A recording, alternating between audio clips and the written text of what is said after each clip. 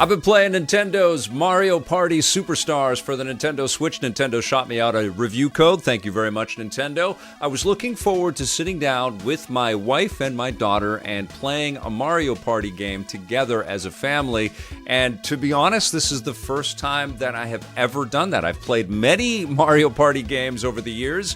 I really enjoyed the Mario Party 10 title that came out with the Nintendo Wii U. They did a great job with using the amiibo and also motion control and the gamepad functionality on the Wii U game. And back in 2018, there was the Switch game Super Mario Party, which also focused on motion controls with the Joy-Con functionality. This one, Mario Party Superstars, is a kind of a stripped-down version of Mario Party that really likes to revel in the nostalgia, really likes to take us back in time using boards that have been a part of previous Mario Party games, like the Yoshi Jungle Island or the spooky Halloween Ghost level as well. And these are dynamic game boards where all kinds of crazy things will happen, and, you know, a clear line that you have to your goal might be sabotaged by somebody coming in and using a ghost to rip off one of your stars or some coins, or you may have to pay a toll or use a key to unlock a gate. Stuff will get in your way. It's not just rolling the dice and navigating to exactly where you need to get so you can get all the stars and win the game.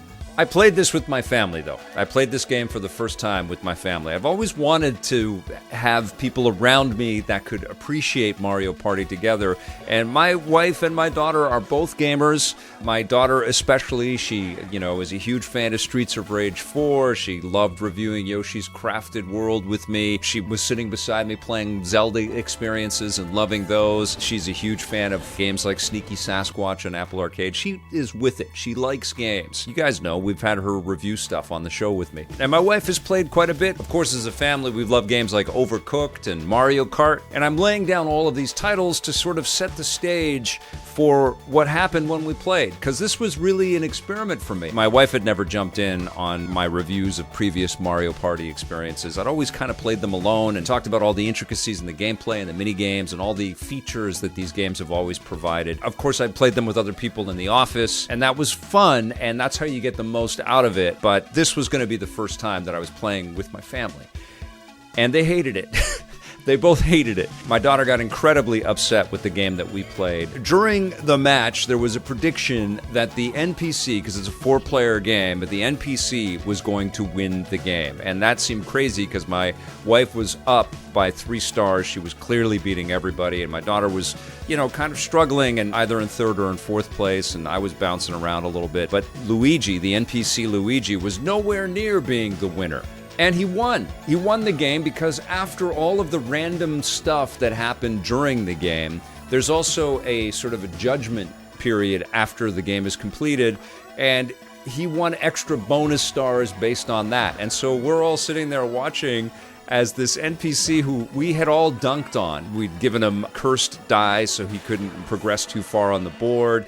We'd taken coins from the character. We'd taken a star from the character. We dunked on this Luigi NPC, and we didn't go against each other. We took it all out on this NPC. The NPC ended up getting all the stars and winning, and my daughter was just like, what the heck? And it wasn't just that. It was, frustrations with some of the controls and some of the mini games. And both my wife and my daughter were kind of frustrated all the way along. They were just not pulled in. And it really brought something to my attention with this title.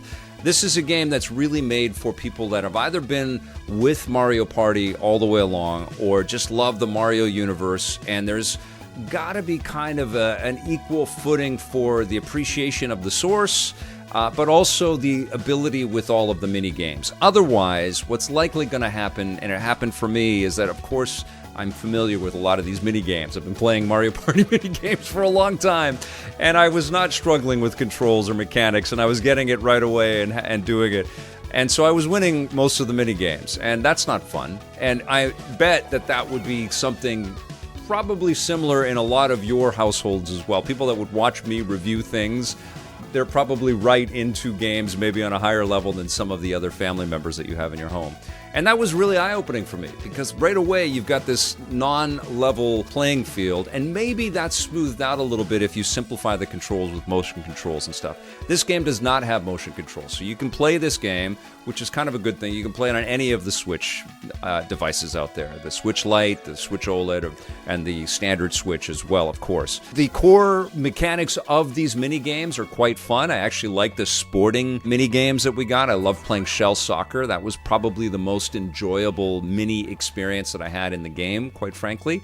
But there's lots of cute ones where you're pushing characters off, or you're trying to pop balloons, or you're moving Bowser's face and contorting it. There's 100 mini games, so there's all of that to explore. And the mini games are fun even if you're struggling. But if you are struggling in some of those mini games, which my family members did, and then you couple that with the randomness and the sort of like, what the heck? And it's all up to chance in Mario Party. Not only do you have to have the luck of the dice roll, but the computer may just arbitrarily make decisions that take a win away from you.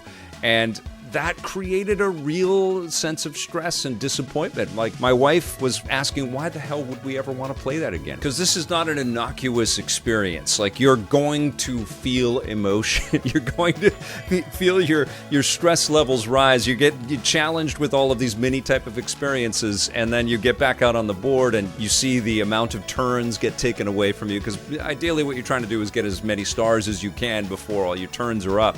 It sounds simple, and it's very analogous one-to-one with board game experiences out there. But that random kind of quality can shake things to your core. It can create tension within your friends and especially within your family. And I felt terrible for them. And so what happened is we beat the game. Nobody was happy about the outcome of the game. And then I stayed and played some more online. And I found that to be quite fun because playing online, you're playing with hardcores. You're playing with people that really know the mini games. They know their stuff, and some of them have leveled up because you can progress. There's all kinds of stuff to unlock in this game as well. One of the things that I love about it is you have these stickers that you can activate by pressing the right button combinations. The stickers will come up and they'll encourage people, or they'll be angry about decisions and stuff, but they're very cute. You can unlock more of those. You can unlock pages for an encyclopedia and music tracks. A lot of remastered music from the past, which is great. And this adherence to kind of celebrating the past of Mario Party is actually quite fun as well. I think it's a cool package, but you really need to play with players that have that same sensitivity and awareness and appreciation for Mario Party as a whole.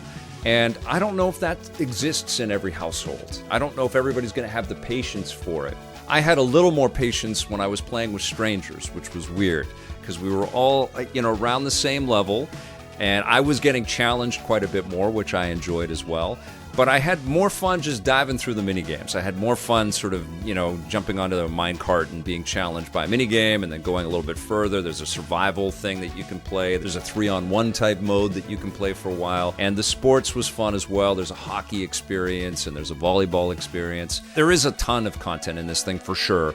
And so what I would say is that if you are the type of household that has players that are all into Mario Party, I think that Mario Party Superstars is going to be a welcome addition, particularly if you have a fondness for the past of this franchise. If you are the only diehard Nintendo person that has been playing a lot of Mario Party, you're probably going to have a better time playing online with the other diehards that are out there than playing with friends or family. I probably will never be able to convince my family to play another Mario Party game again, and that's shocking and it's too bad, and frankly that's a failing of the software. I think that the designers and the developers, particularly because there have been so many Mario Party games at this point, should have found some ways to make this more inviting and more ingratiating and a little more fair for every type of player out there. I'm going to give Mario Party Superstars a 7 out of 10.